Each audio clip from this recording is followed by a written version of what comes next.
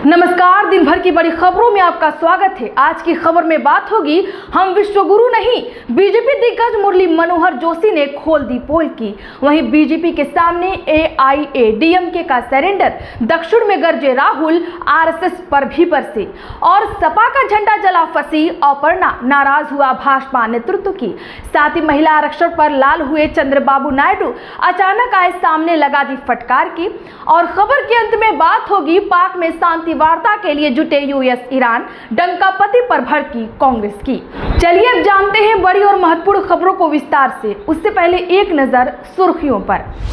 खड़गे बोले मोदी झूठों के सरदार, उनके खाने और दिखाने के दांत अलग। हिमंता बोले बाबरी मस्जिद बनाने वालों, बंगाल तुम्हारे बाप का नहीं। डोनाल्ड ट्रंप ने पाकिस्तानी आर्मी चीफ से बात की। मुनीर बोले हॉर्मुज पर नाकाबंदी रही तो बातचीत मुश्किल। ट्रंप बोले सोचूंगा। अगर लोगों में वैज्ञानिक सोच होती तो ऐसा नहीं करते। नदियों में दूध बहाने पर बिद के जस्टिस ओका क्या बोले। मणिपुर में प्रदर्शनकारियों सुरक्षा बलों में हाथापाई, आंसू गैस छोड़ी। मशाल रैली रोकने पर टकराव हुआ। 2 दिन पहले हुए बवाल में 21 गिरफ्तार। ओवैसी बोले 1947 के विभाजन के लिए कांग्रेस जिम्मेदार, हम बंगाल में भाजपा की बी टीम नहीं। TMC कांग्रेस को हमारे चुनाव लड़ने से परेशानी है। भोपाल की सड़कों पर उतरी मंत्री, सांसद और बीजेपी कार्यकर्ता। महिला आरक्षण बिल गिरने के विरोध में पदयात्रा। CM बोले नारी अपना अपमान कभी नहीं भूलती। जस्टिस तोरणा कांता ने केजरीवाल विवाद के बीच इस मामले से खुद को किया अलग, अब दूसरी बेंच करेगी सुनवाई। महिला मोर्चा का प्रदर्शन, जंजीरों में बंधी महिलाएं। गांधी मैदान में 10,000 की भीड़। सम्राट बोले लालू चाहते बेटी, राहुल चाहते बहन लोकसभा जाए। आजम और बेटे अब्दुल्लाह की 7-7 साल की सजा बरकरार। फर्जी पैन कार्ड मामले में फैसला, बेटे के चुनाव लड़ाने के लिए उम्र बढ़ाई थी। IT, ED और CBI भाजपा के राजनीतिक हथियार। विधायकों के बेटों के खिलाफ छापेमारी, बोले प्रियंक खड़गे।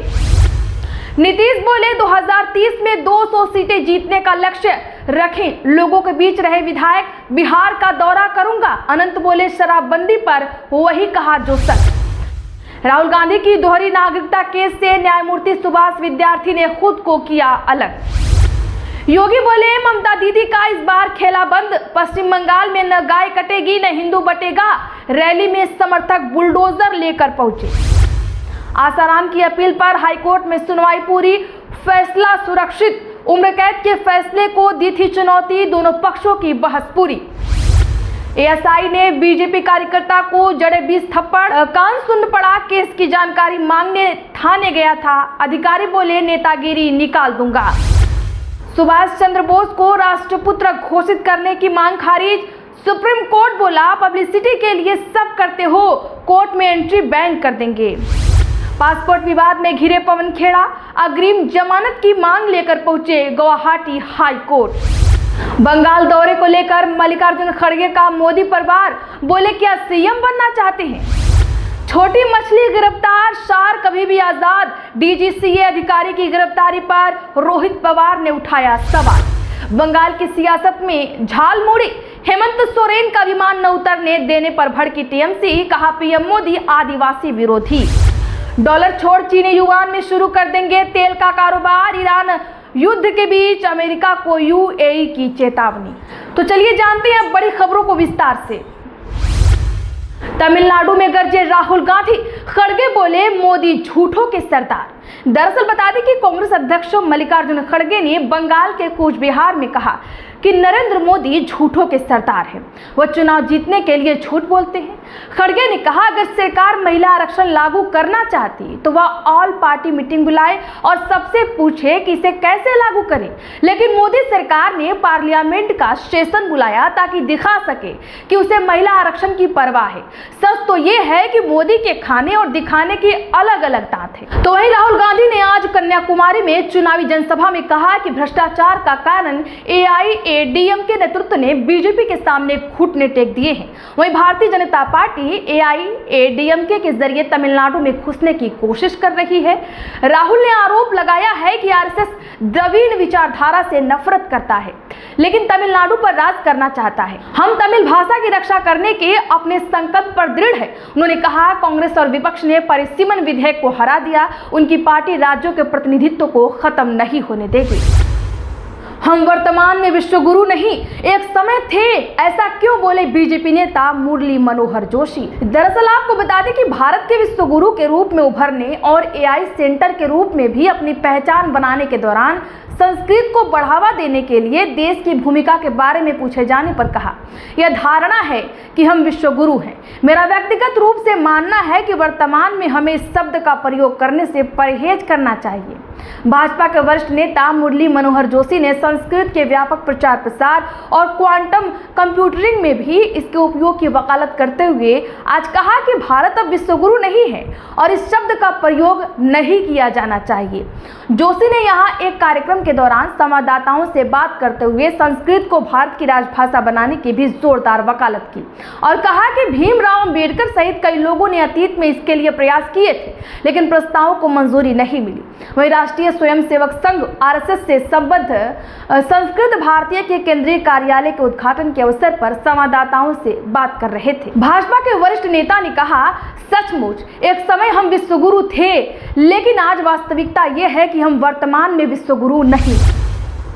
अपर्णा यादव और रितु शाही से भाजपा नेतृत्व नाराज, 10-12 महिलाओं के साथ सपा का झंडा फूका था। जी हां, बता दें कि सपा और कांग्रेस का झंडा जलाए जाने पर यूपी भाजपा नेतृत्व राज्य महिला आयोग के उपाध्यक्ष अपर्णा यादव और सदस्य रितु शाही से नाराज है। प्रदेश अध्यक्ष पंकज चौधरी और महामंत्री धर्मपाल सिंह ने किसी राजनीतिक दल का झंडा फूकने और बिना पर्याप्त संख्या के प्रदर्शन पर नाराजगी जताई। पार्टी सूत्रों के मुताबिक दोनों महिला नेताओं से निम्नलिखित जवाब तलब किया जा सकता है। हालांकि संगठन का एक गुट केवल मौखिक जवाब तलब करके मामले को रफा दफा करने के पक्ष में है। दरअसल 17 अप्रैल को संसद में नारी शक्ति वंदन संशोधन अधिनियम को पेश किया गया था। सपा, कांग्रेस और विपक्ष के विरोधी के चलते यह बिल संसद में पास नहीं हो सका। इसके बाद उसी दिन देर रात लखनऊ में विधानसभा के सामने प्रदर्शन किया था। अपर्णा यादव और रितु शाही कुछ महिलाओं के साथ विधानसभा के बाहर पहुंची। सपा और कांग्रेस के खिलाफ नारेबाजी करते हुए दोनों पार्टियों का झंडा जलाया था। अचानक सामने आए चंद्रबाबू नायडू, महिला आरक्षण विधेयक पर द्रमुक, कांग्रेस माफी मांगे। आपको बता दें कि आंध्र प्रदेश के मुख्यमंत्री एन चंद्रबाबू नायडू ने द्रमुक और कांग्रेस से महिला आरक्षण विधेयक को लोकसभा में हराने के लिए लोगों से माफी मांगने की मांग की। उन्होंने प्रधानमंत्री नरेंद्र मोदी के महिला आरक्षण कोटा लागू करने के कदम को देश के लिए एक प्रगतिशील निर्णय बताया। नायडू ने कहा कि कुछ दल हमेशा सुधारों का विरोध करते रहे हैं और तमिलनाडु के लोगों को उन्हें हराना चाहिए। उन्होंने सत्तारूढ़ द्रमुक पर केंद्र सरकार के सहयोग का लाभ उठाने में विफल रहने का आरोप लगाया। नायडू ने कहा, मोदी जी ने महिलाओं के लिए जो 33% कोटा किया है वह देश के लिए सबसे प्रगतिशील निर्णयों में से एक है। कांग्रेस और द्रमुक ने महिलाओं के साथ अन्याय किया है। उन्होंने यह भी आरोप लगाया है कि द्रमुक सरकार में दूरदर्शिता की कमी है। विपक्षी गठबंधन ने लोकसभा में महिला आरक्षण अधिनियम में संशोधन के खिलाफ मतदान किया था। आसिम मुनीर बन गया ट्रंप का फेवरेट, भारत के लिए झटका, मोदी सरकार पर फायर हुई कांग्रेस। जी हां, पाकिस्तान, अमेरिका और ईरान के बीच छिड़े युद्ध में मध्यस्थता की कोशिश कर रहा है। इसे लेकर कांग्रेस ने केंद्र सरकार पर हमला बोला है।